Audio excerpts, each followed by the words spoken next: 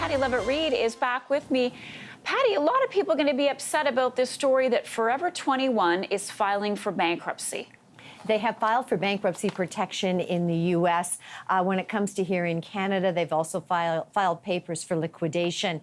We're talking 44 stores closing. That means literally 2,000 employees here in Canada will likely work through the liquidation process, but they will be impacted.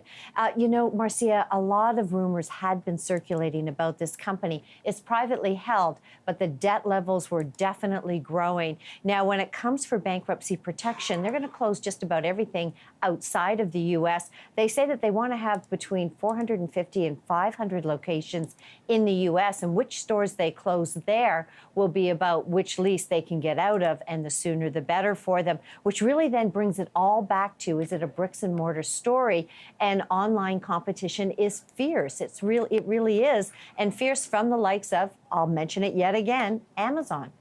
All right, so this is not the first retailer to close its doors this year, Pattie. Well, it's not. And, you know, you think about, I went back and I looked, going back to 2017, there have been 20 large U.S. retailers to close their doors. And some of the higher profile that did have an impact here in Canada would be Sears, Toys R Us, but then other retailers here, Payless Shoes, Home Outfitters, you've got Town Shoes, and recently we just saw the last Zellers to close. And so, yeah, this is a really tough environment for retailers. Fashion changes in a heartbeat, and when you're stuck with a lot of bricks and mortar, that is a huge drag on the bottom line.